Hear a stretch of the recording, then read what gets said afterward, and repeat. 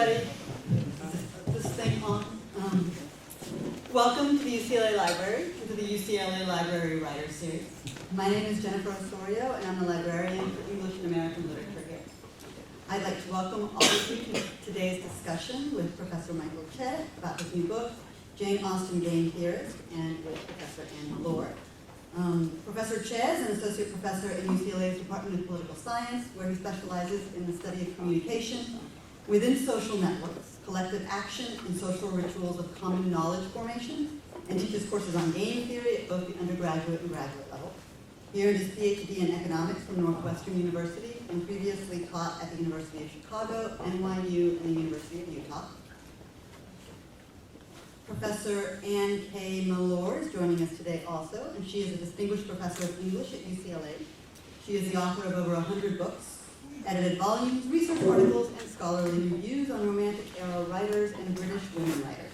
Her most important books are Blake's Human Form Divine, 1974, English Romantic Irony, 1980, Mary Shelley, Her Life, Her Fiction, Her Monster, 1988, Romanticism and Gender, 1993, and Mothers of the Nation, Women's Political Writing in Britain, 1780-1830, 2000. She's published extensively on the fiction of Jane Austen, most recently in the online journal dedicated to Austen's works, Persuasions. In addition to teaching an upper division lecture course at UCLA on the novels of Jane Austen, she will offer an online course this summer for UCLA summer sessions that is open to the public for a fee on the fiction of Jane Austen. So all of you can enroll in that.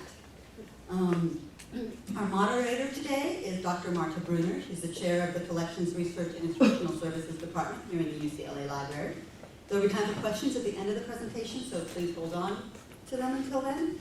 And I would like to thank Professors Chwe and Professor Mellor for coming today, the UCLA English Department, Friends of English, the UCLA Library Department of Special Collections, the UCLA Library Development Office, and Dawn Setzer, our Library Communications Director, who's I think out in the hallway somewhere, for their assistance with this event. After the discussion, we should have lemonade and cookies in the little room across the hall, assuming the catering department shows up. So please join us for that. And copies of Professor Chwe's book are available in the back for a few more minutes, and then they will be back at the end of the presentation. So without any further ado, hand it over to them. All right, thank you very much. Can you hear me okay? Is it all right? Yes. Okay, so I'd really like to thank Jennifer and Dawn and Marta, and especially Anne for helping with this and helping a lot with the pre-publication version of this, the manuscript version, so just wanted to thank you for it. Okay, this is the book. It's called Jane Austen, Theorist. So, as you probably know, Austen wrote 6 books right around 1811, 1813 this time. And she's one of the most beloved and well-known writers in the English language. She's bigger than Star Trek.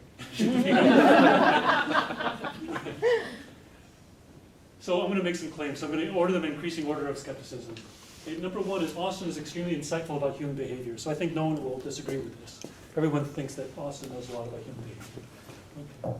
So everyone's happy with that. Number 2, so again, increasing skepticism. Austen particularly analyzes how people strategize, scheme, manipulate, meddle, contrive in social situations. So she's particularly interested in how people act strategically in social situations. And these terms like scheme, manipulate, they kind of have a negative cast, but to me they're not negative. I mean, to me, that's why I like the term strategic thinking, strategize, because it neither has a positive or negative cast.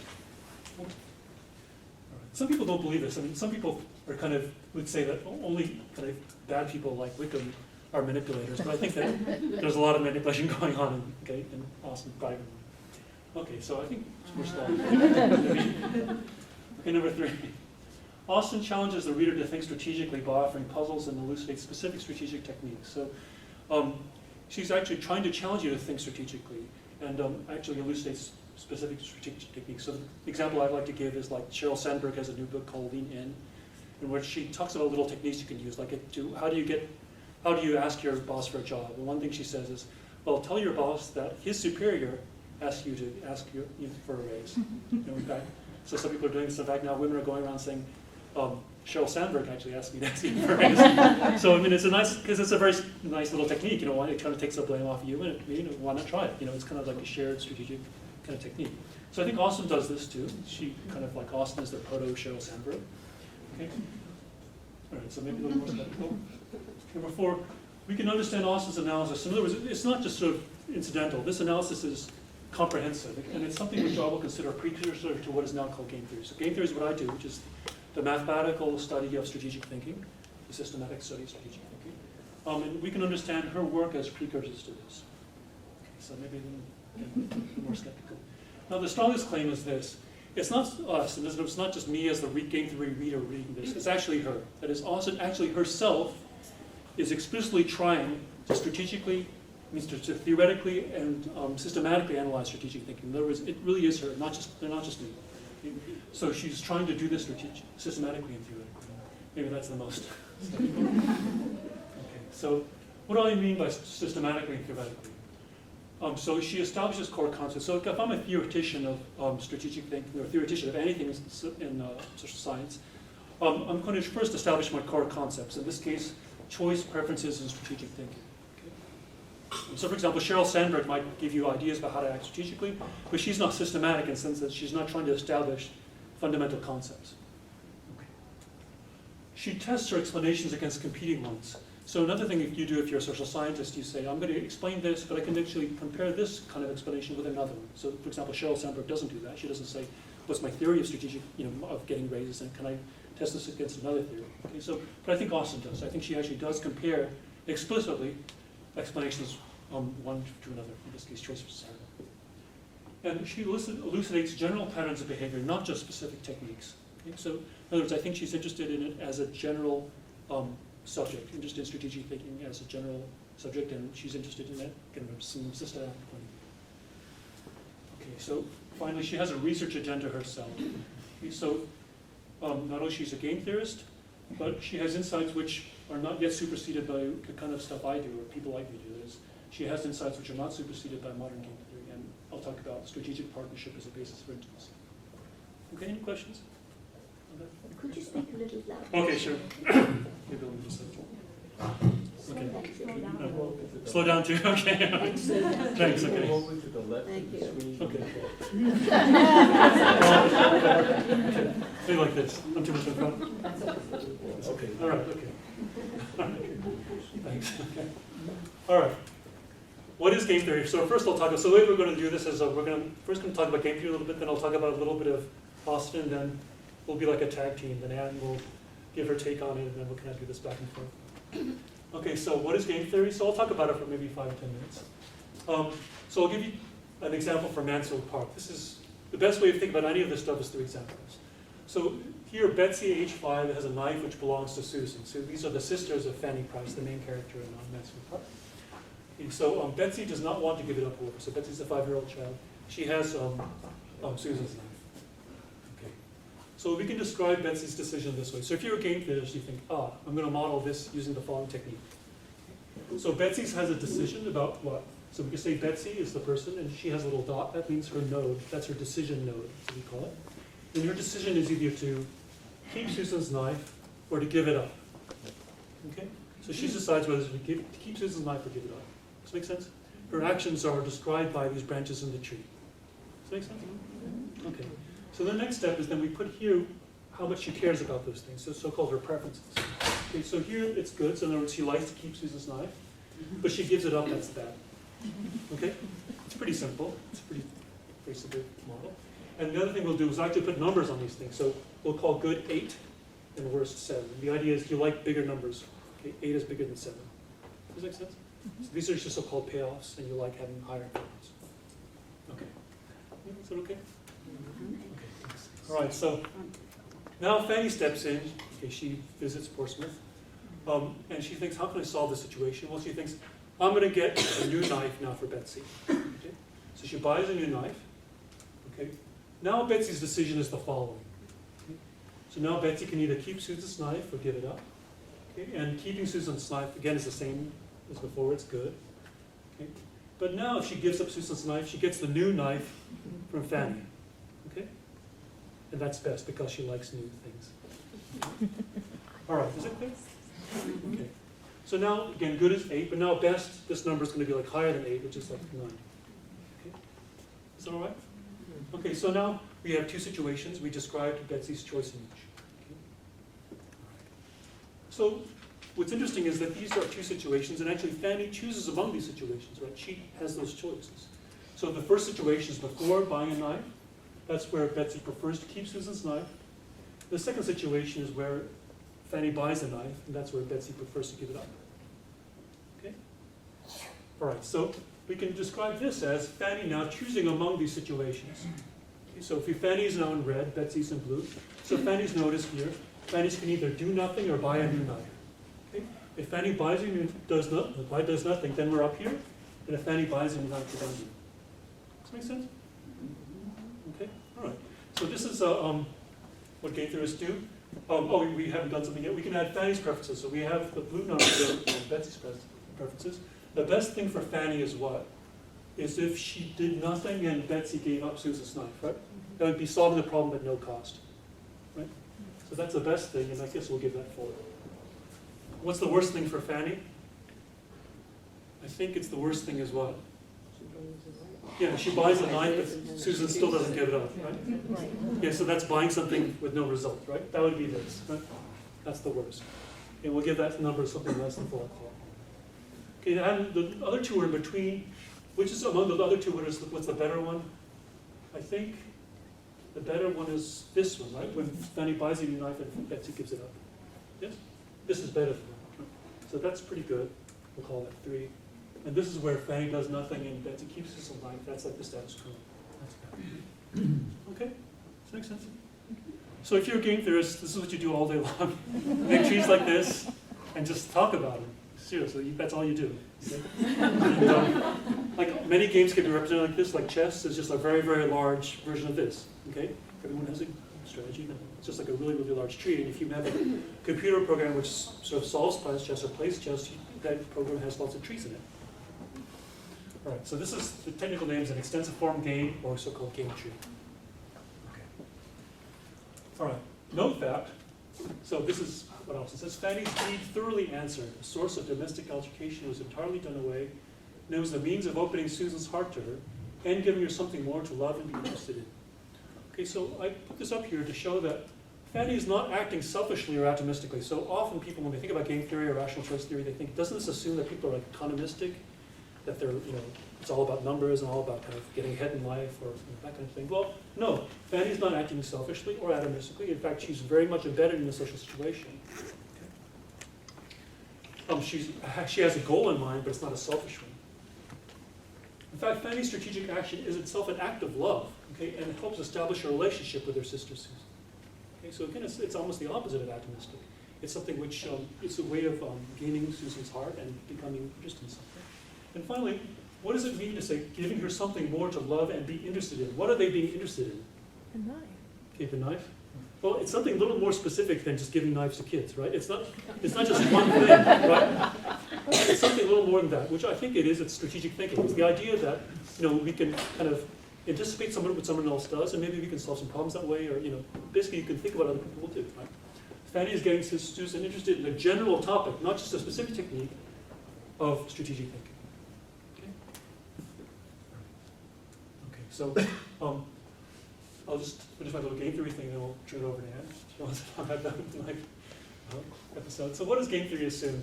So just going back, okay, it assumes that a person's action is explained by our choice. Of course, we can explain human behavior in many, many different ways. But if you take the game theory point of view, we focus on the idea of choice. That is, Betsy chooses between keeping Susan's life or not.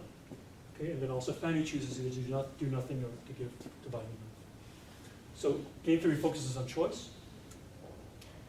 And how does a person choose? Well, she chooses according to her preferences. So she chooses according to these numbers in here, so-called maximizer payoff. These numbers are so-called payoffs. And by saying you maximize your payoff, again, it doesn't mean that you care only about cash or something like that. These numbers are simply representations of your preferences. Okay? So you explain actions by your choice. You choose according to your preferences. And finally, before a person acts, she anticipates how others will act in response. And this is the essence of strategic thinking. That is, when Fanny chooses either to buy a new knife or do nothing, she obviously thinks about how Betsy will choose in response. Right? So she thinks about, if I do this, what will Betsy do? And so that's the essence of strategic thinking. Okay. Okay, general question to all game theorists everywhere. I mean, how do you decide on those numbers? Are you just making them up? You do as make you- them up. Okay. The large argument I want to make about Jane Austen, can you hear me, by the way? Yeah, good. Move it up higher.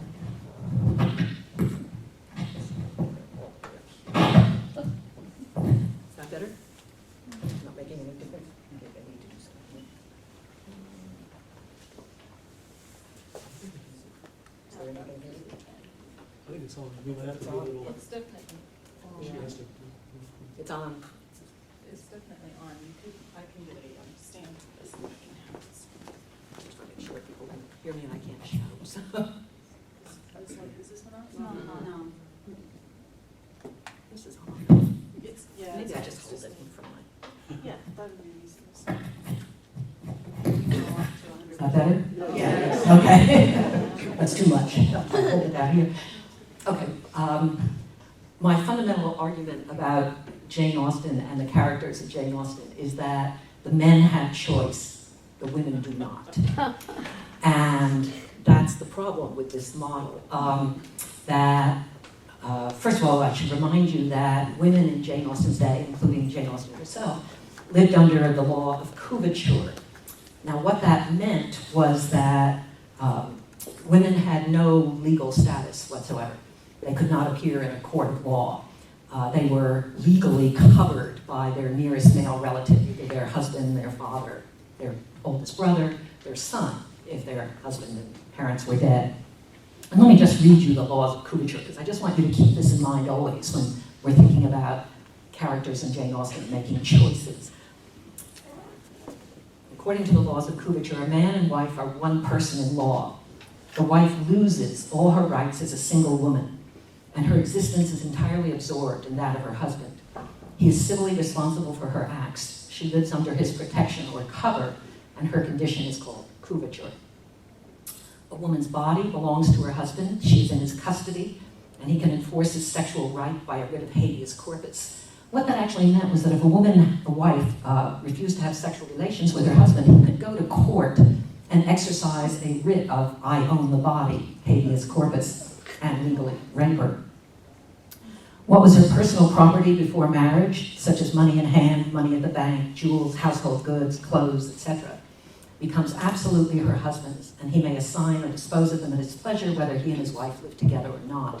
That means any property she had as a dowry, anything she had before she married, immediately becomes entirely her husband's property. And if she leaves the household, she leaves everything behind. He doesn't have to give her anything if they separate. And finally, the legal custody of children belongs to the father. During the lifetime of the same father, the mother has no rights over her children except a limited power over infants, and the father may take them from her and dispose of them as he thinks fit. So men own their children, women do not own their children. The only exception was if an infant was breastfeeding for the first 6 months of breastfeeding, the mother had a slight legal right over that child, but not an exclusive one. If the father really wanted to take that unweaned child away from her, he could. Okay, so men have choice, women don't. Women are constrained, first by the laws of coverture, secondly by the fact that they don't have money. They don't have property. There are some obvious exceptions in Jane Austen, Lady Catherine de Bourgh, for instance, who's a widow with no living close male relative. But for the most part, women don't have money, don't have access to money. Respectable women don't have access to work where they can earn money. So, Pride and Prejudice, Elizabeth Bennet, finally, just one quotation and then I'll turn back to the Fanny example. Elizabeth Bennet is talking to Colonel Fitzwilliam and talking about Darcy. Colonel Fitzwilliam, who's come down to Netherford with Darcy, says, I am at his disposal. He arranges the business just as he pleases. And Elizabeth says, if not able to please himself in the arrangement, he has at least great pleasure in the power of choice. I do not know anybody who seems more to enjoy the power of doing what he likes than Mr. Darcy. To which Colonel Fitzwilliam responds, he likes to have his own way very well, but so we all do. It is only that he has better means of having it than many others, because he is rich and many others are poor. And then Colonel Fitzwilliam goes on to say, younger sons, which he has one, cannot marry where they like. Elizabeth says, unless where they like women of fortune, which I think they very often do. He says, our habits of expense make us too dependent, and there are not many in my rank of life who can afford to marry without some attention to money. Is this, thought Elizabeth, meant for me? And it's at that point that Elizabeth realizes that she does not have free choice because she does not have an independent income, a very modest dowry. So if we go back to the Fanny and the knife, remember that the only, this just went off, didn't it? I may have to shout instead. This one's on here. Yeah. Sorry. Let's try that. The only reason that the whole issue, is it? Well, can you in the back hear me? Yeah, okay. The only reason the whole issue of the knife comes up is because if you'll recall, Fanny has been given, when she's sent back to Portsmouth, Sir Thomas Bertram is trying to force her to marry Henry Crawford, which she does not want to do because she's not in love with him. He sent her back to Portsmouth as a, quote, medicinal project to cure her of her ingratitude.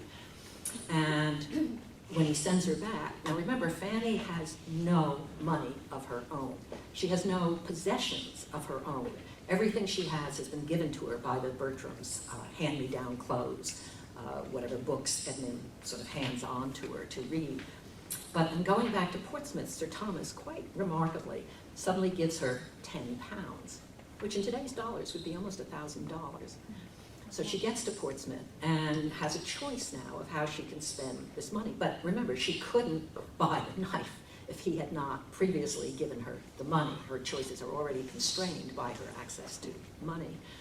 And the first thing she does with her £10 is to spend a guinea subscribing to a circulating library because she wants to be able to read.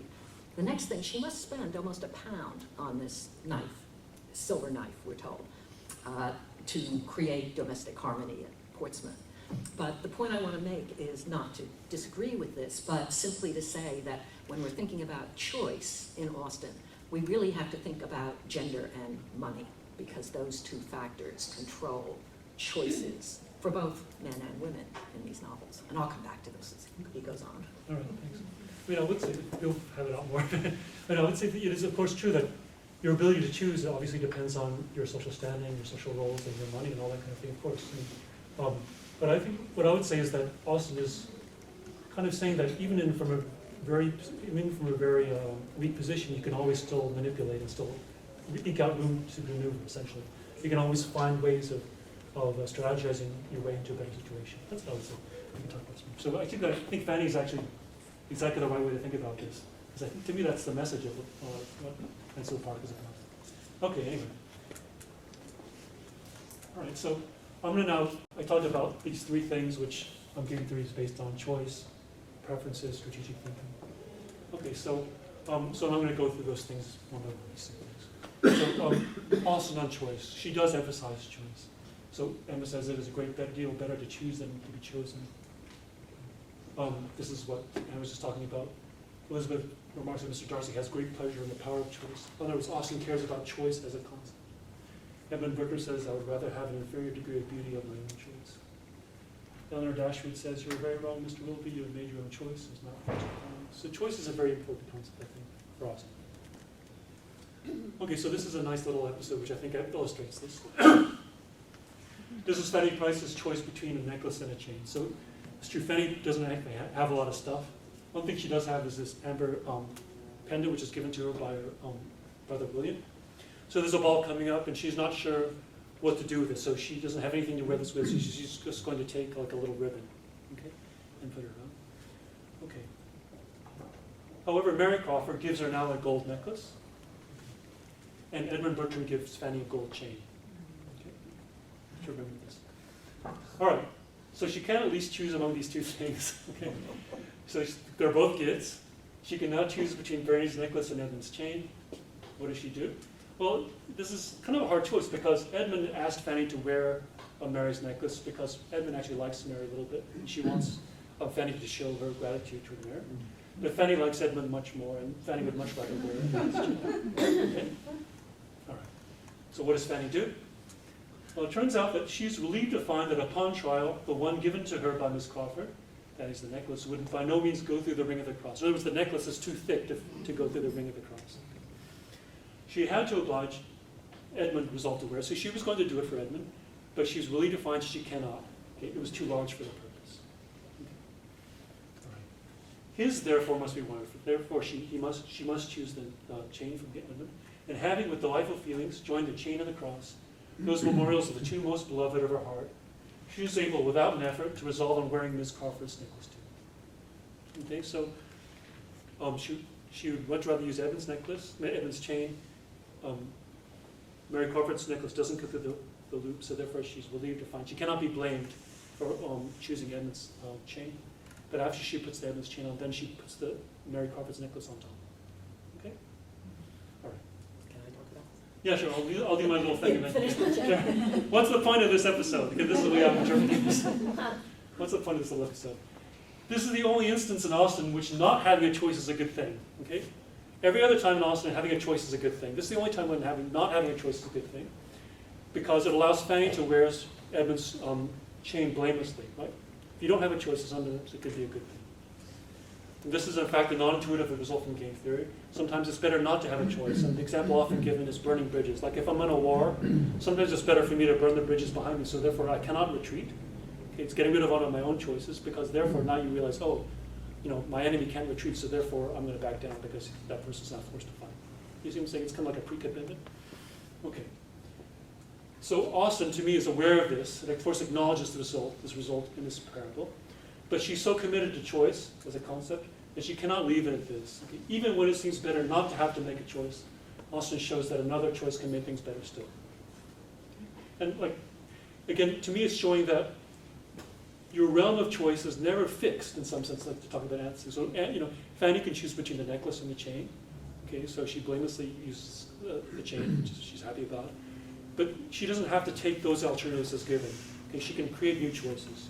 Okay, she can expand the arena of her choices.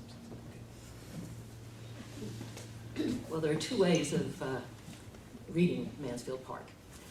They're diametrically opposed. One reads Fanny as a moral center of the novel, as a Christian heroine, a saint, in effect. The other, and this is the one that I personally promote, reads Fanny as a grateful Negro, a slave. Remember that Sir Thomas Bertram's plantations are slave plantations in Antigua, that the whole income of Mansfield Park rests on slavery, on slave plantations. He has to leave Mansfield Park for 2 years in the course of the novel to go back to Antigua to make sure the slaves have been restless on his plantations. He's got to reestablish his control over them. And I like to read Fanny as another one of those slaves, in effect. And that what Jane Austen is showing us through Fanny is the condition of female servitude in England being no different from the condition of slaves in the West Indies. That Fanny does all the running back and forth. She's basically a house slave. She goes out to pick roses. We see her stooping and standing in the sun. She's the one who actually brings up the issue of the slave trade, wants to know more about it in the novel, but then there's a dead silence. No one wants to acknowledge the existence of the fact that Mansfield Park depends on slavery.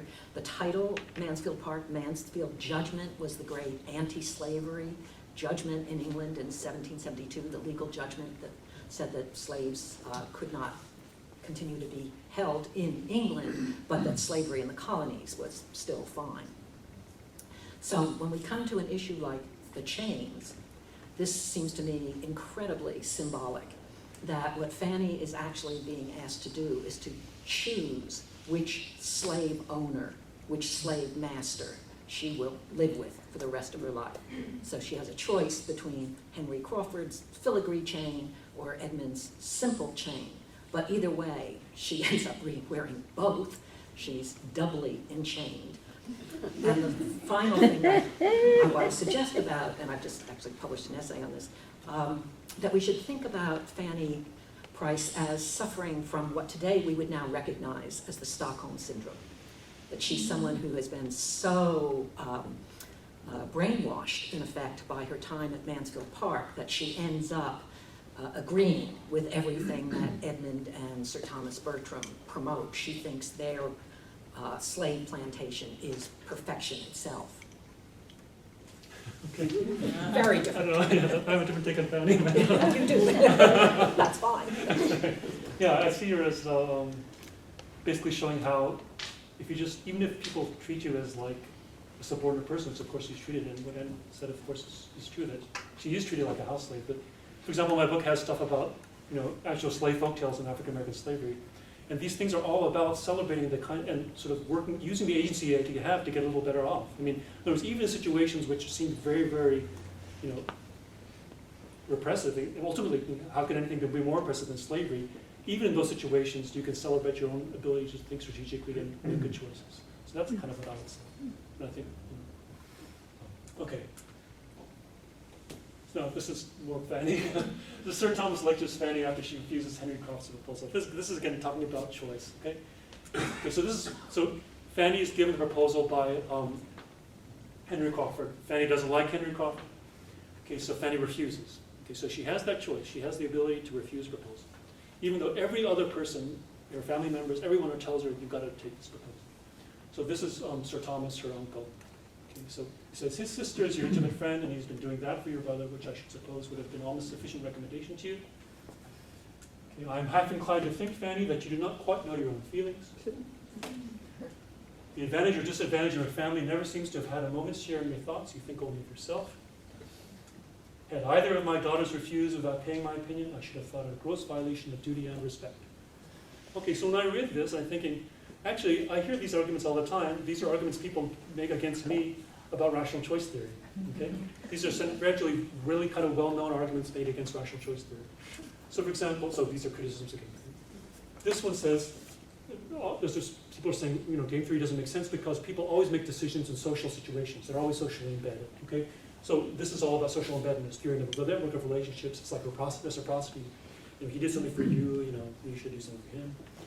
What about this? Sometimes people say rational choice doesn't work because people don't know their own preferences. These undefined preferences themselves, kind of like as Anne was saying. Where do those numbers come from? It's a reasonable criticism. It's true. Sometimes you don't really know your own preference. Okay, this is another criticism. Sometimes people say game theory is all about selfishness. So you say, you're by acting in your own interest, you're being selfish. And finally, sometimes people say that game theory ignores things like duty and other kinds of, social kind of norms, essentially. Okay. All right, these are all criticisms of rational choice theory. How does Fanny respond? Fanny says, I cannot like him, sir, well enough to marry him. Okay? She had hoped that to a man like her uncle, so discerning, so honorable, so good, the simple acknowledgement of settled dislike on her side would have been sufficient. To her infinite grief, she found it was not. Okay, what is her model? Okay, her model is not about social embeddedness, reciprocity. It's all about choice to her. She says, I cannot like him well enough to marry him. It's my choice, it's my preferences, go away. That's essentially what she's saying. Okay. So, in response to all these criticisms of game theory, Fanny responds from the game theory point of view, i.e. it's all about my choice.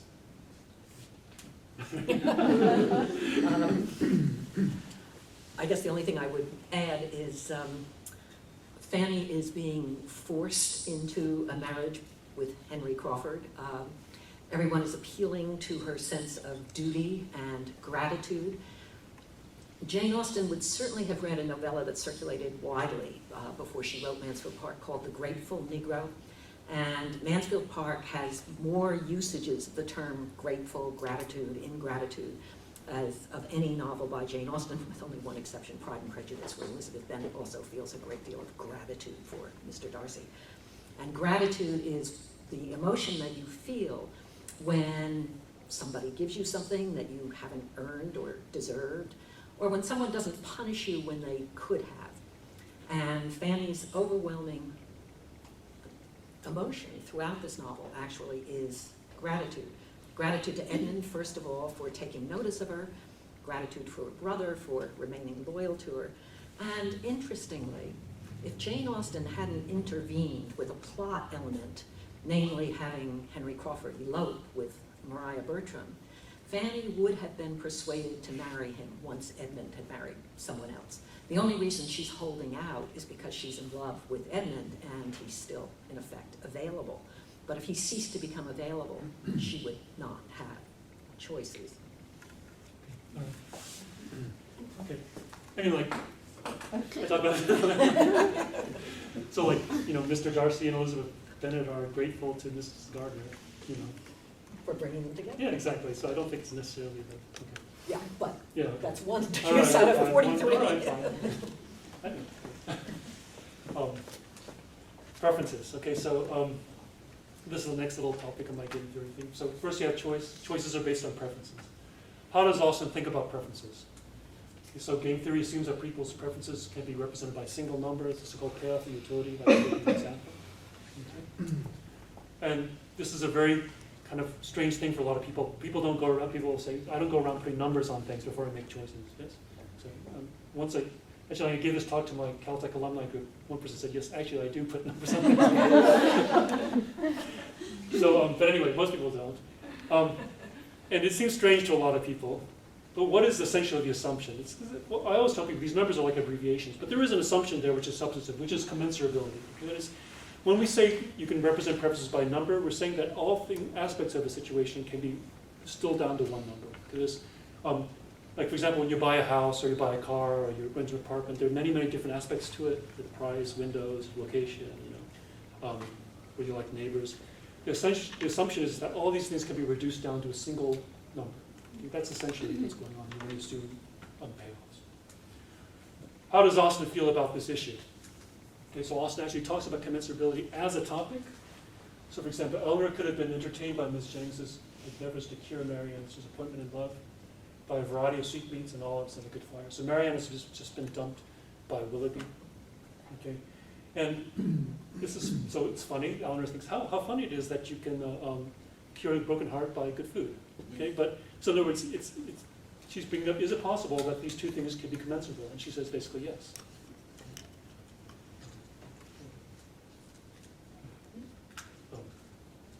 Okay. Catherine's feeling, this is from Nathaniel Ivy. We're divided between the regret for the loss of one great pleasure and the hope of soon enjoying another, almost equal in degree, however unlike in kind. The delight of exploring Blaise Castle was such a counterpoise of good as my consoler for almost anything. So in other words, explicitly, there are two things different in kind, but one can counterpoise for the other. Okay? Again, this is sort of, I think, a theoretical issue, whether things can counterpoise for each other. This is from Persuasion. Lady Russell's satisfaction in Mrs. Elliot. So Lady Russell's not sure whether she likes to visit Sir Walter, but she likes Mr. Elliot, and she doesn't like Miss Clay. Satisfaction in Mr. Elliot outweighed all the plague of Miss Clay. So again, counterpoising, commensurability. And finally, if you think that, maybe surely there's not a lot of math going on in Jane Austen, which is of course true, but I think we see kind of little hints maybe here and there. Lydia Bennet has run off unmarried with Wickham. This is from Pride and Prejudice. Had Elizabeth Bennet known nothing of Darcy, she could have borne the dread of Lydia's infamy somewhat better. It would have spared her, she thought, one sleepless night out of two. Okay, so I make my little graph. This is dread and sleepless nights. This is Lydia's infamy. One. Mr. Darcy knowing of Lydia's infamy. Two.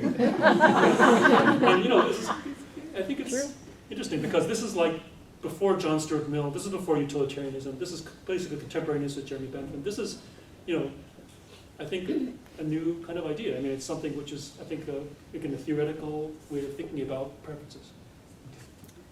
Okay, what all these issues bring up for me is Jane Austen's irony. And I'm not sure that commensurability adequately deals with the irony that's going on in these particular passages. Mrs. Jennings offering olives, for instance. I think Jane Austen is trying to remind us of how inadequate social consolations are for what Marianne has just gone through. Remember that she's been abandoned by Willoughby. There are strong suggestions in the novel that she's actually been seduced by Willoughby before being abandoned. And that means that she is no longer, if she's not a virgin, she is no longer eligible for the marriage market in the respectable class which she was born into. So her condition is truly perilous, and olives doesn't quite do it. Okay.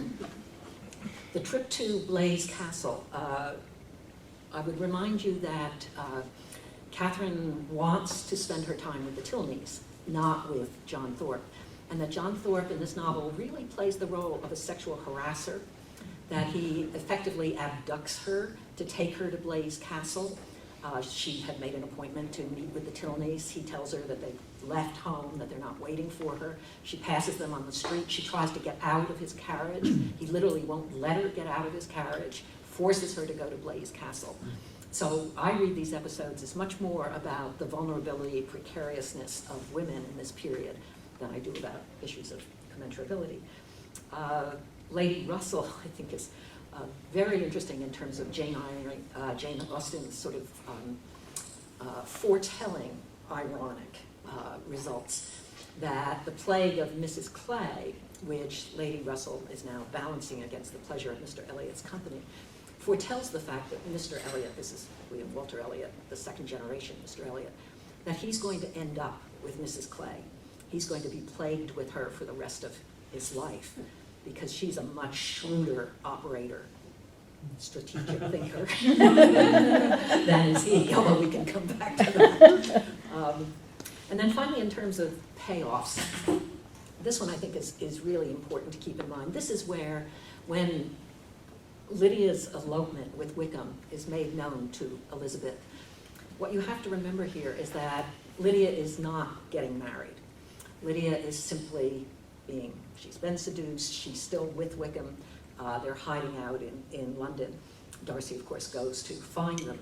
But if Wickham were not persuaded by Darcy and Darcy's power and Darcy's money to marry Lydia, then Elizabeth Bennet would have ended up with a sister who had no career open to her except for prostitute. And neither Jane nor Elizabeth could ever have married a respectable man if one of their sisters was a prostitute. So Elizabeth has everything at stake here. It's not just 1 versus 2 sleepless nights, it's her entire future. And remember, Elizabeth has this fantasy when she sees Pemberley and meets Darcy again at Pemberley, that she has the power to get him to renew his addresses. As soon as she gets this letter from Lydia, she immediately realizes that, quote, her power is sinking, in fact, disappearing. So it's a much more perilous moment in the novel, perhaps, than this acknowledgement is. Right. Okay. How about the rest of her life? Yeah, right. I mean, the thing about Catherine Morland is interesting. That John Thorpe as a sexual harasser makes sense to me. But what ends up happening, though, is in the beginning part of I see that beginning part of the novel as basically her learning how to make her choices by herself. Because at the end, she does, John Thorpe tries to tell, Eleanor Tilney, she was already engaged to me, and then Catherine runs to Eleanor Tilney and says, no, I want to go with you. So in some sense, I think I see that as Catherine Morland's training in how to make good choices. I see that. Except she still gets thrown out of Northanger Abbey by General Tilney. That's true. Yeah. But I mean, still, But that's not her choice. compared to what she was in the beginning, Right. she's moving forward. That's what I'm saying. Okay. On strategic thinking, this is my third thing. Okay, so Austen uses the terms penetration, foresight, sagacity, scheme, control. That is, she has specific terms for strategic thinking, words for it. So, for example, penetration. Here, Mr. George Knightley warns Emma that Mr. Elton is interested in her, but Emma is certain that Mr. Elton is interested in Harriet Smith. This is the kind of the fun little thing just going on in the beginning of Emma. Mr. John Knightley tells Emma that Mr. Elton will never propose to Harriet Smith. He knows the value of a good income as well as anybody. Elton may talk sentimentally, but he will act rationally. And so Mr. John Knightley and Mr. George Knightley both make predictions about Mr. Elton's preferences, how he's going to choose. After Mr. Elton's surprise proposal to Emma in carriage, Emma admits there was no denying that his brothers had penetration. So penetration means the ability to predict somebody else's behavior based on your understanding of what they want. Okay. All right. Another example, when Marianne wants to stay at home instead of joining the family to visit Lady Middleton, this is a Sense and Sensibility. Miss Dashwood concludes that she must be expecting a visit from Willoughby. So this is actually kind of a meta level. So before, like for example, when Fanny's trying to manipulate Betsy, she doesn't think of Betsy as manipulating anyone else. You see what I'm saying? She thinks about Betsy making a choice, but here, Mrs. Dashwood's making a choice given what she thinks Marianne is doing. So in other words, she's acting strategically knowing that Marianne is acting strategically. See what I'm saying? It's kind of like a outthinking. It's like a Sherlock Holmes kind of Moriarty kind of thing. Anyway, so on their return, they found Willoughby's curricle and the servant waiting at the cottage, and Miss Dashwood was convinced that it was all as she had foreseen. So foreseen, foresight, penetrations, and visual analogies for strategic thinking. All right. Here, Miss Dashwood uses her foresight to predict Marianne's strategic action. And you can see this kind of levels can get kind of complicated, so just as a little anecdote.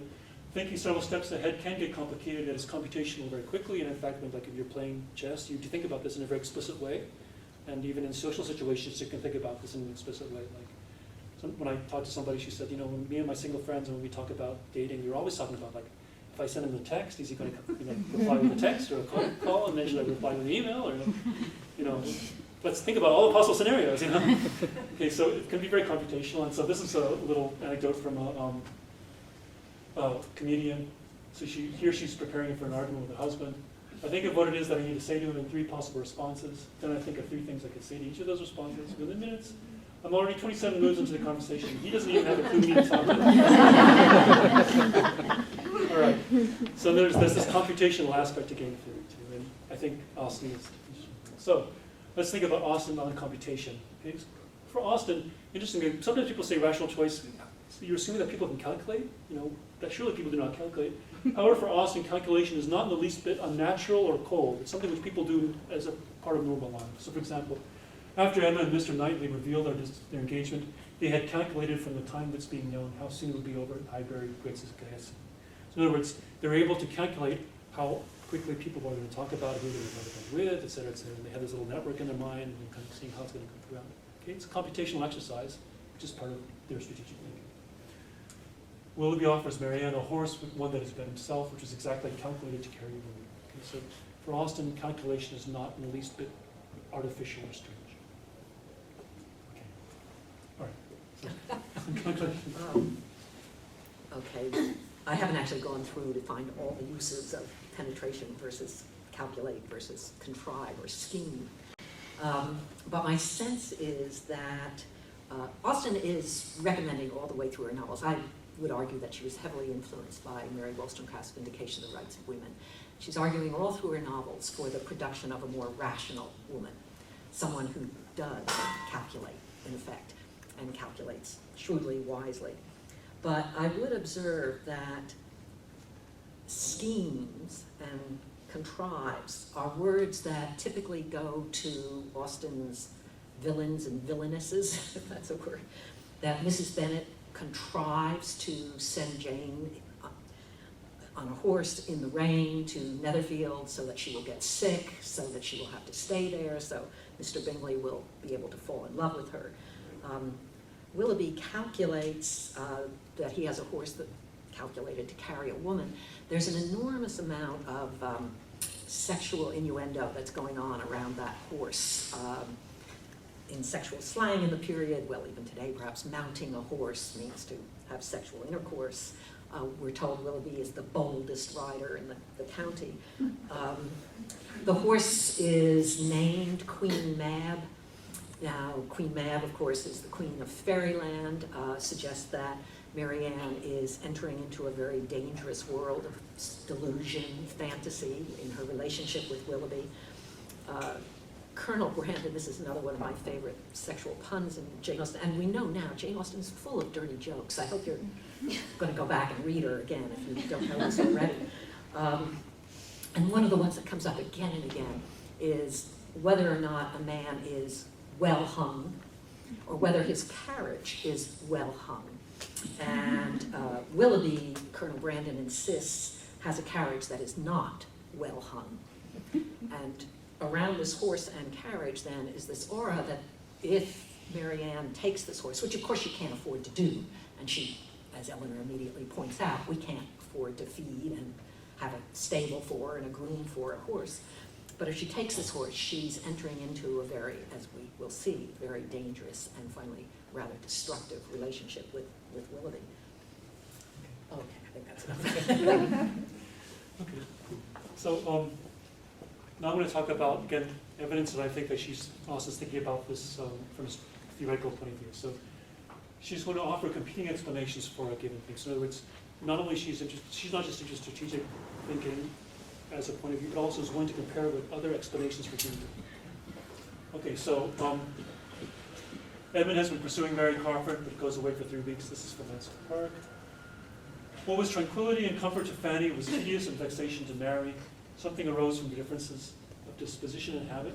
One so easily satisfied, i.e. Fanny, and the other so unused to adore, Mary Crawford, who's a kind of a rich party girl. But still more might be imputed to difference of circumstances. In some points of interest, they were exactly opposed to each other. And the reason is because Mary Crawford and kind of Edmund are sort of getting together, and Fanny wants that to stop. So she's happy that Edmund's gone away, but Mary Crawford wants Edmund to stick around so they might progress. Okay, so again, in a very explicit way, she says we can explain this either through habit, okay, their dispositions, or we can explain through interest. He says it's basically interest. Interest is more important than that. We have an explicit comparing of 2 different ways of explaining the same phenomenon. It's another example. This is from Emma, Jane Fairfax, and Mr. John Knight. We talk about the reliability of postal workers. This is kind of a detail. Jane says, so seldom that a letter is ever even carried wrong. And actually this is kind of important because later on, Jane doesn't get a letter from Frank Churchill, and therefore concludes that Frank doesn't care. So it's important that we establish the reliability of the postal service, right? Because the postal service is unreliable, then Jane cannot make the difference. Okay. All right. So Jane says, so some of the letters even carried wrong. Mr. John Nutley says this: their clerks grow expert from habit. They must begin with some quickness of sight and hand, and exercise improves them. If you want any farther explanation, they are paid for it. That is the key to a great deal of capacity. The public pays and must be served well. So again, 2 kinds of explanations. In the end, Austen says it's about interest, i.e. preferences. She considers 2 competing explanations, habit versus rational choice, and concludes in favor of choice. I want to say something about the postal service in relation to Jane Fairfax. Remember that Jane Fairfax is about to be sent out as a governess because she and Frank have had a fight. She doesn't think she's going to be able to marry him. In fact, he can't marry unless Mrs. Churchill gives permission, which she will never do. They only manage to get married because she suddenly dies. But Jane, therefore, thinking about being a governess, first of all, one of the things Jane Austen is particularly interested in is the career of governess, what it means to be a governess in her day, because that was the only respectable employment for a woman of her class. If she had gone out as to earn a living, she would have had to have been a governess. And she already says that being a governess is, well, I can read you on page 114. Jane Fairfax had long resolved that 1 in 20 should be the period. With the fortitude of a devoted novitiate, she resolved at 1 in 20 to complete the sacrifice and retire from all the pleasure of life, of rational intercourse, equal society, peace and hope, to penance and mortification forever. That's the life of governess, and she later, of course, famously compares the governess trade to the slave trade, saying that the buying and selling of the human flesh may be equivalent to the buying and selling of the human intellect, which is what happens to a governess. So this becomes tremendously important in relation to the post, to letters, because if Jane Fairfax goes out to be a governess, the only way she will be able to stay in touch with anyone whom she loves, cares about, will be through letters. Remember that a governess in these great landed estates in England has no friends. The master and mistress of the household are of a higher class. They have nothing to do with her socially, personally. The servants, domestic servants, she's of a higher class to them. They won't talk to her. The children, of course, are spoiled brats and won't pay any attention to her. It's a really miserable life for an intelligent woman. So here's the conversation that Jane Fairfax has with John Knightley about the post. She says, I must not hope to be ever situated as you are in the midst of every dearest connection, and therefore I cannot expect that simply growing older should make me indifferent to letters. She says, I can easily believe that letters are very little to you, much less than to me, but it is not your being 10 years older than myself which makes the difference. It is not age, but situation. You shall have everybody dearest to you always at hand. I probably never shall again. And therefore, till I have outlived all my affections, a post office, I think, must always have power to draw me out in worse weather than today. Right, let's see. Did Austen, this is my strongest claim, did Austen consciously intend to theorize strategic thinking? Okay, so we do not have any direct evidence. I don't have a letter of Austen saying, I'm working on strategic thinking right now, so I don't do that. But I do have indirect evidence, I think, and the book has lots of examples along these lines. Okay, and you can check it out. There's lots of evidence. So I will talk. I'm skipping some stuff. So talking about how Austen thinks about so-called reference dependence, how a preference for something independent, and what it's compared to. Okay, so now I'm going to talk about something which I think is an innovation by Austen, which is strategic partnership as the basis for intimacy. So again, in game theory we don't talk about intimacy too much, but I think that it really can be true that strategic partnership, that is, manipulating a third person, is sort of, in some sense, perhaps even the strongest basis for intimacy. That's what Austen would say. Okay, so I'll give you an example. This is from Alpha. So Emma's father, Mr. Woodhouse, can't shut up about how his daughter Isabella and her husband, Mr. John Knightley, should have visited him at Highbury instead of breathing the dangerous sea air at Southend. Emma tries to change the subject several times because of the risk of an outright dispute. I must beg you not to talk of the sea, it makes me envious and miserable. Mr. Woodhouse kind of can't stop, he just has to keep on going. He appeals to the authority of his apothecary friend, Mr. Perry, and Mr. John Knightley responds, Mr. Perry would do as well to keep his opinion until it is asked for. So it's kind of like a fight, might just break out any second. But Mr. George Knightley, Mr. John Knightley's brother, jumps in with most ready interposition and immediate alertness, asking his brother for his opinion about moving one of the paths on his estate. So Emma can't get her father to change the subject, but Mr. George Knightley can get his brother to change the subject. So he jumps in, and this time is successful. Mr. Knightley picks up on Emma's attempts to diffuse the situation. Their unspoken strategic teamwork need no explicit planning. Okay, so in other words, in this little episode, it's very kind of soft, but you do see kind of a teamwork in diffusing the situation between Mr. George Knightley and him. Okay, so later, this is Mr. George Knightley. He's the one who eventually proposes to Emma. Mr. Knightley visits Emma to tell her about Frank Churchill's engagement to Jane Fairfax, which had been secret. Mr. Knightley was worried that Emma would be crushed by this news because she thought that Emma liked Frank Churchill. However, Emma says, I never cared for Frank Churchill. I don't care. Okay. Mr. Knightley confesses, in one respect, he is the object of my envy. And Emma thinks, uh-oh. Emma thinks Mr. Knightley is talking about Harriet Smith and asks him not to speak. Okay. Please don't speak. Okay. And this is kind of a sad situation because you're thinking, how's this going to resolve? But then Emma crucially reconsiders, thinking that she must allow Mr. Knightley to confide in her. She says, cost her as it would, she would listen. She might assist his resolution, or reconcile him to it. She might give just praise to Harriet, or by representing to him his own independence, relieve him from that state of indecision. So Emma thinks being Mr. Knightley's strategic partner, helping him make a decision, is so important that she's got to help him, even though it might become a great cost to her. Okay, this commitment is really, really important. Okay? So therefore she says, let's take another turn around the garden, and then Mr. Knightley proposes. So in other words, Emma's commitment to being Mr. Knightley's strategic partner, to help him make a decision, even to a rival's benefit, is the basis for her success in the end. In other words, the strategic partnership is exactly the road which allows him to get married. Okay? All right. Now engaged, high in the rank of Emma's most serious and heartfelt felicities was a reflection that all necessity of concealment for Mr. Knightley would soon be over. She could now look forward to giving him that full and perfect confidence. When you read this, you think, she could have had full and perfect confidence with Mr. Knightley if they were married, and also there's no guarantee that you'll have full and perfect confidence with your spouse, okay? Right? I think to me this is saying, Emma's expressing how fundamental this idea of strategic partnership is for her idea of marriage.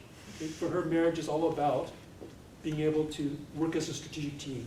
Okay? And so this is from this TV show, House of Cards. And I've only watched the first 2 episodes. What people will say is that their relationship between these Frank Underwood and Claire Underwood is not about sex, it's not about affection. It's really all about being able to manipulate other people as a team.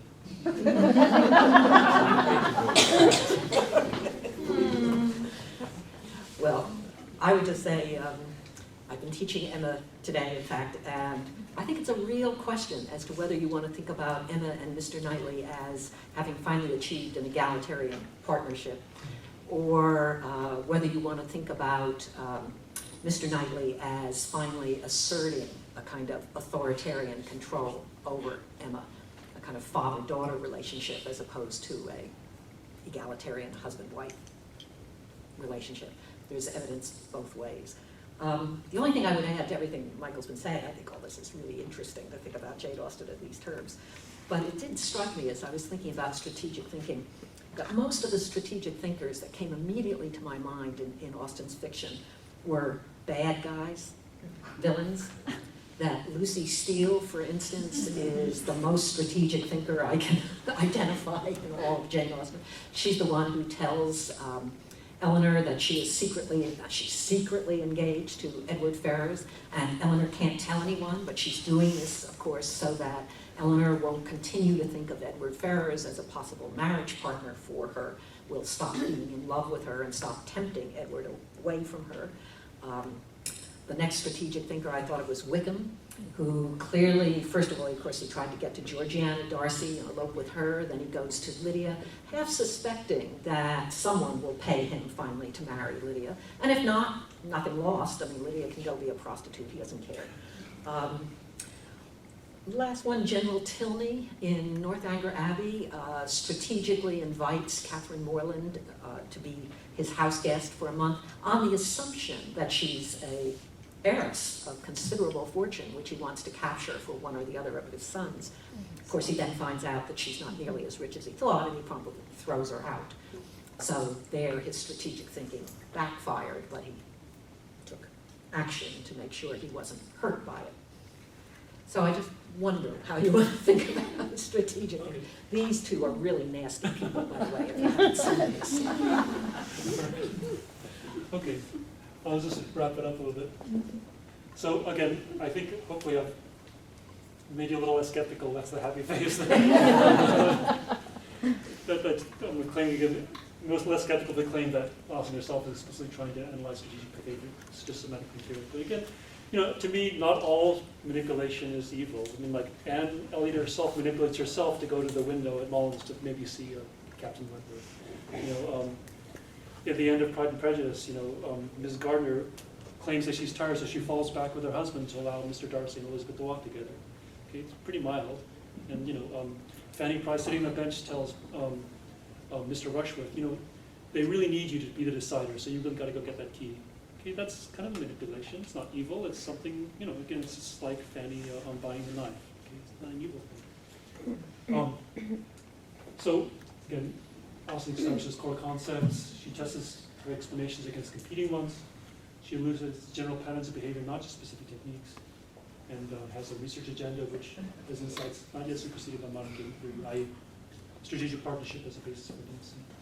Okay, so just sort of implications. So one thing, and maybe this is not surprising, but the systematic theoretical analysis of strategic thinking, what we now call game theory, what now we make a mathematical subject, actually is very, very old. It goes back to slave folk tales. It goes back to many, many folk traditions. It goes back to Austen and far earlier. So this is an important thing. This is a point I think which it meshes with what Anne is saying, which is, I'm not saying that everyone's equal by any means. I mean, obviously, some people, like a slave-owner relationship, somebody has a lot more power, okay? And somebody has a lot more resources. However, I'm actually arguing that game theory or strategic thinking can actually develop more among the weaker people because they're the ones who really need it. They're the ones who really need to be able to think ahead and say, hey, if I do this, maybe something will happen. So I have a friend, Marek Kaminsky at UC Irvine. He spent years in a prison. He said, prisoners are the most hyper-rational people you'll ever meet because it's totally possible that doing one thing at the right time could save you years from a sentence. And it's exactly because you're so beaten down, you're so repressed, that's why you need to develop the skills the most. Okay, so that's kind of, in some sense, game theory is like a weapon of the weak. It's a weapon of the relatively powerless. Okay, so in some sense, it kind of comes together. And finally, understanding Austen as a game theorist can provide some new interpretations. That's it. Okay, Okay, do we have questions? Yes, one question here. I think both presentations were stimulating, but I embrace your argument that Jane Austen game Theorist. I would also insert that Jane Austen game Spiritualist. And I put on the eyes of, say, the characters, or, say, slaves.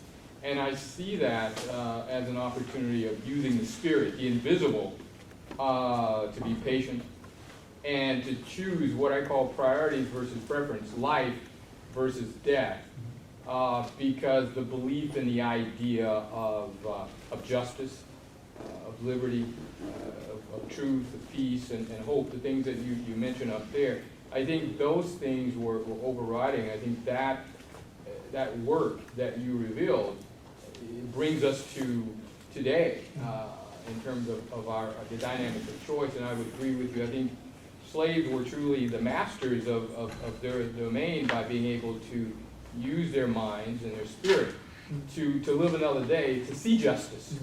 So that's, I'd like to get your take That's interesting. I mean, I don't have much to say about spirit per se, but I think that when you think of the civil rights movement, but this is in the book, like, we think of it as a very spiritual thing, right? Of course it was very spiritual. There was, spirituals people sang, it happened a lot in churches, but I think that this tactical element is also underappreciated. They did a lot of things which are extremely intelligent, and even now people don't really fully appreciate.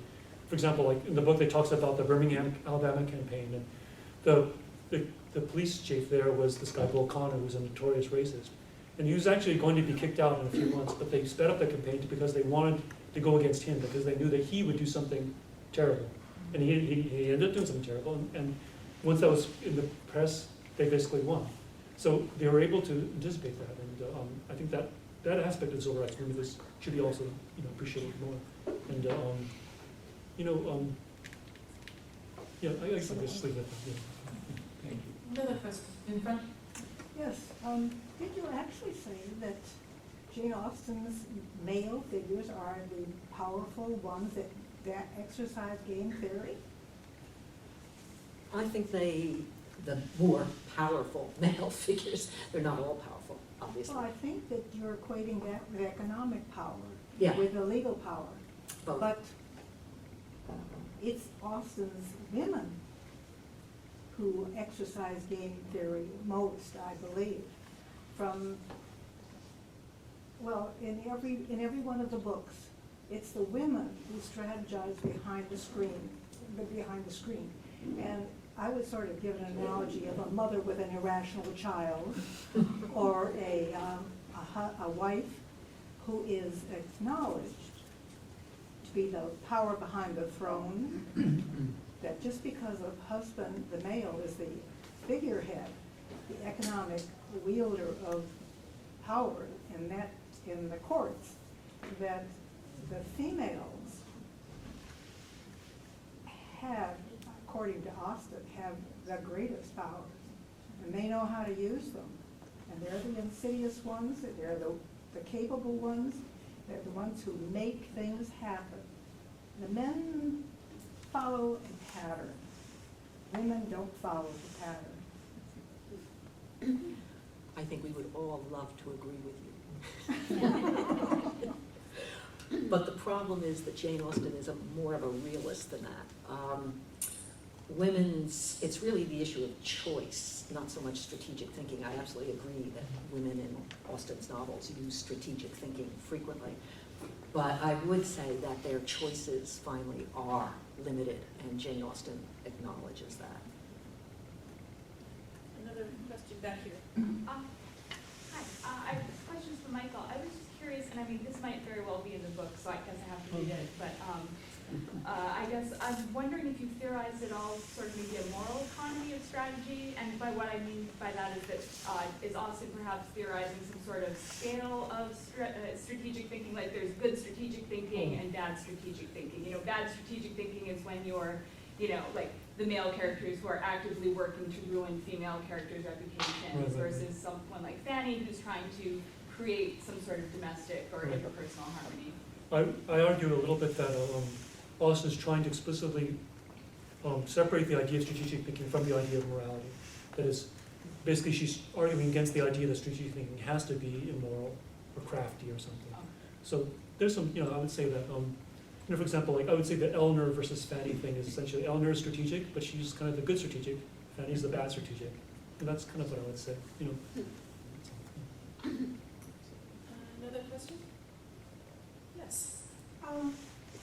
So you brought up commensurability, and I just want to make sure I understand what that is. I'm not familiar with game theory, but it's like that you can calculate, or assign a number to something, and that will help you figure out like what your preferences are. Well, the idea is something like, it is totally possible, like when I say that if you ever buy a car or any kind of very complex decision, you often have the situation where you say, I really like the color of that car, but I like the smell of that car better. Or like, I really like, this house has so many great windows, but it's in a bad neighborhood, and I really like the other one in a better neighborhood, but it's too small.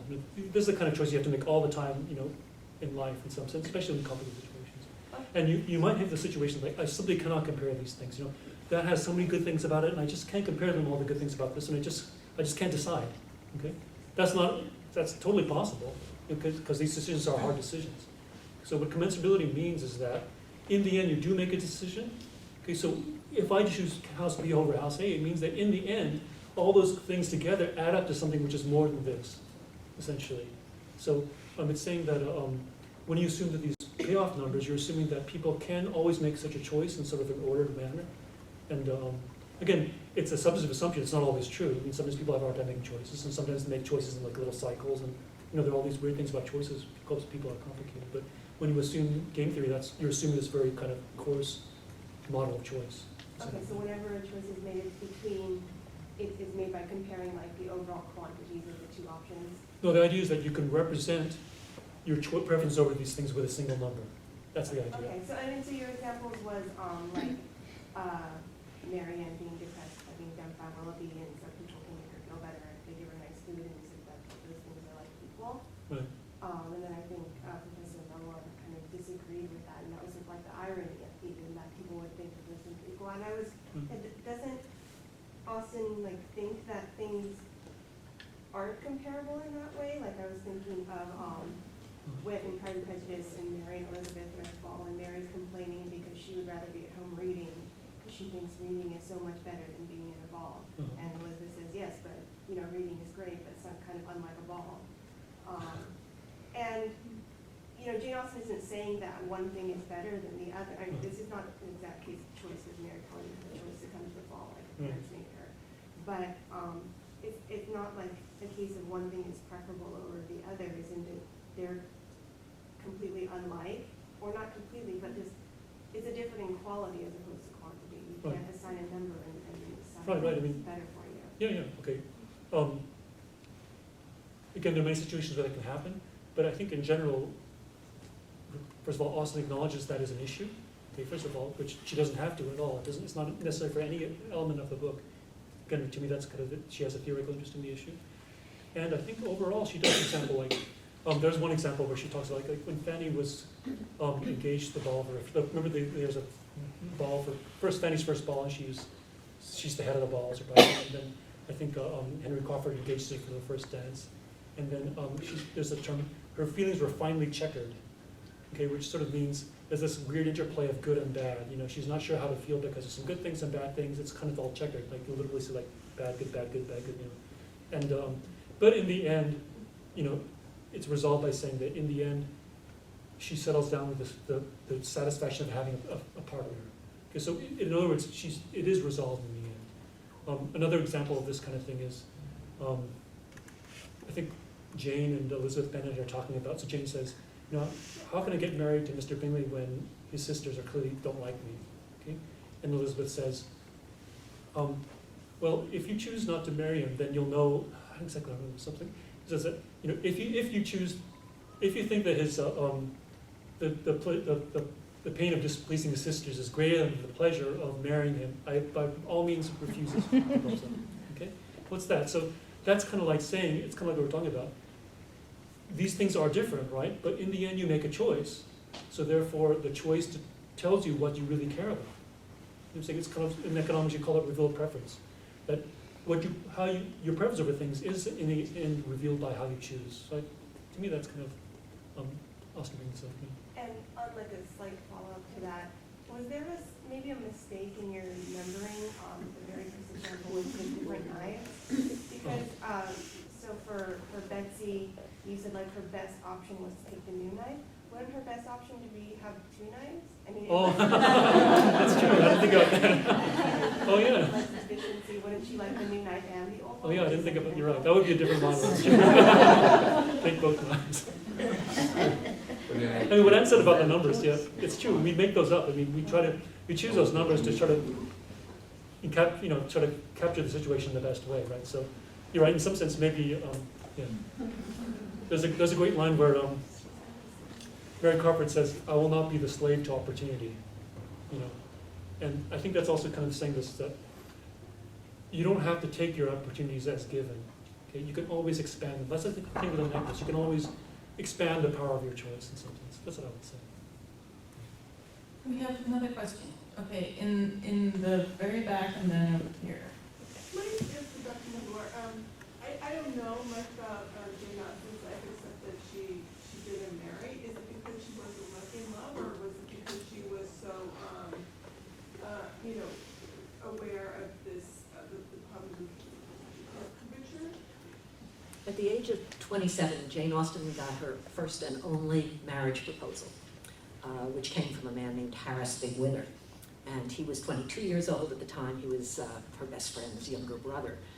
Big, burly, hospitable, outgoing, generous young man who stuttered very badly.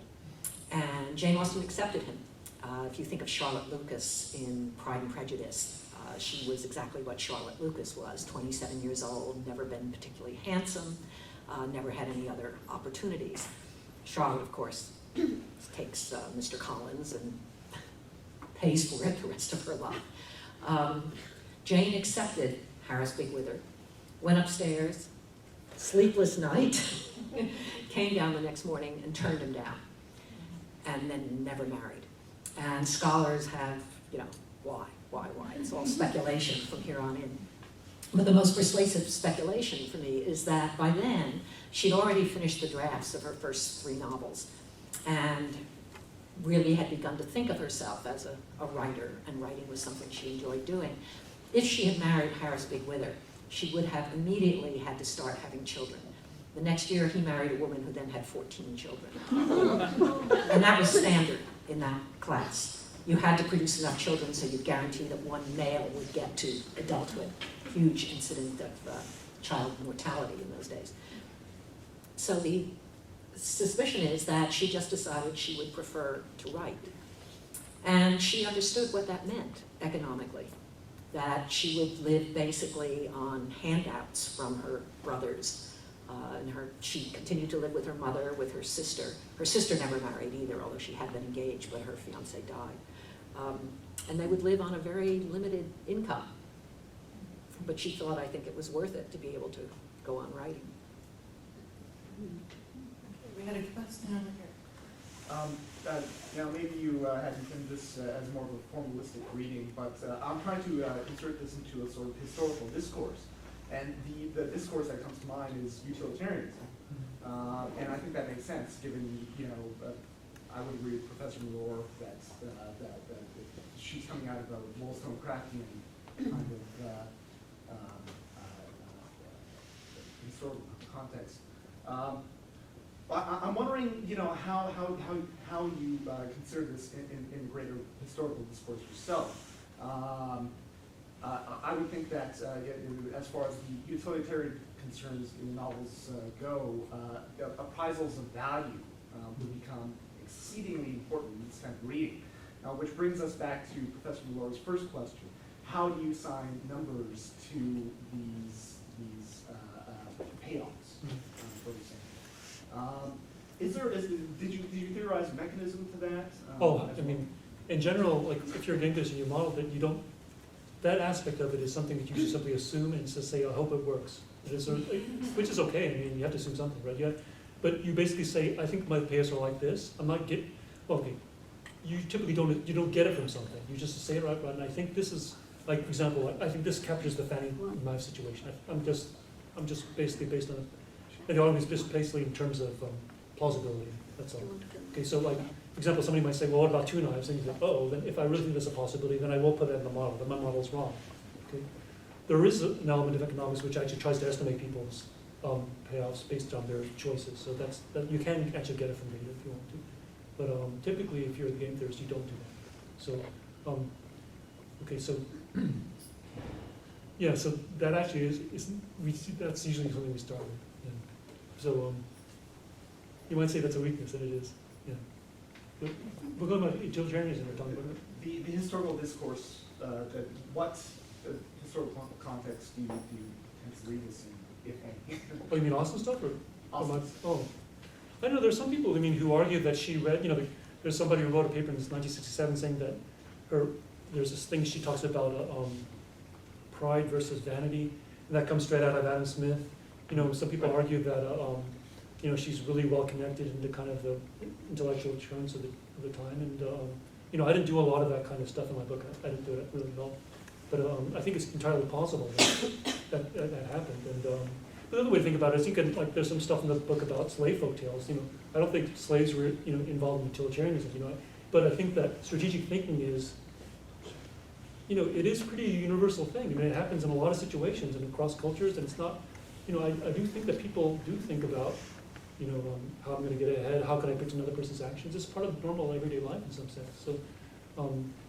So I don't think it's as historically situated as one might think. I think that you hesitate to use the word universal, but I think it's game theory or strategic thinking is common enough so that it's been theorized in many different ways. That's kind of theorized independently in many different traditions, many different ways. That's it. We're coming up on 5:30, and I want us to have time to have the lemonade and refreshments, assuming they arrive. So is there one more question?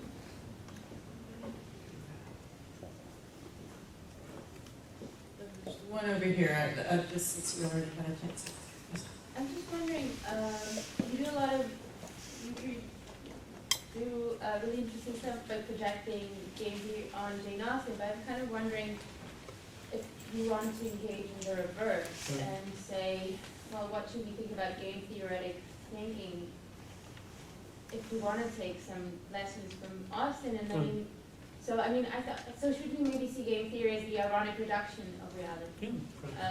People who engage in strategic thinking are ignoring duty, obligation, society, morality, and emotion, and maybe gaining this upper hand by irony or by this certain reduction, or maybe other direction. No, I would agree with that. I mean, no game theorists or no any methodologies in social science would say, I have the whole story on how people work. That's not the point. In some sense, it's all about, I have a perspective and let's see what we can get out of this. And you're right, I think that it is a reduction in that sense, but it can be a powerful way of thinking about the world. That's all I'm saying sometimes.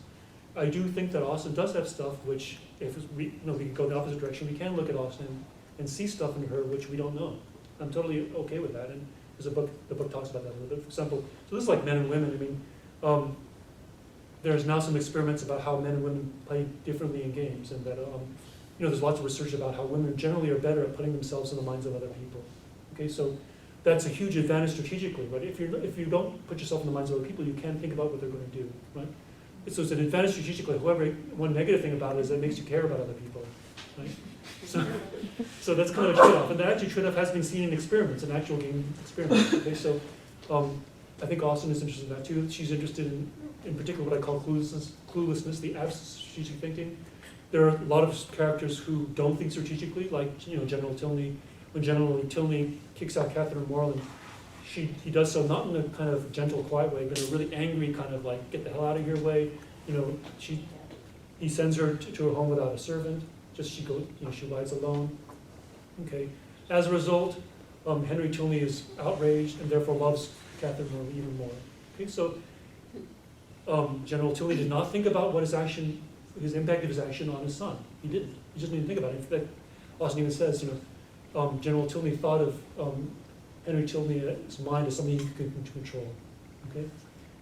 So the question is, why did General Tilney not think about this? Because it's sort of obvious, right? That he should have at least considered the possibility that this would make his son like Catherine even more. And I think the argument is because he's male, he's his high status. He didn't have to think about this because he's totally protected, right? And so, in fact, maybe he's trained to not think that way. It's actually, maybe it's an aspect of having high status that you're not supposed to put your mind in the minds of other people.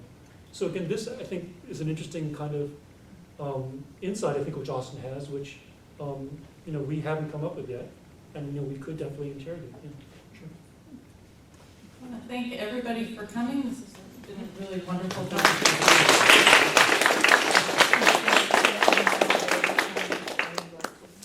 Please join us down the hall for refreshments. Thank you.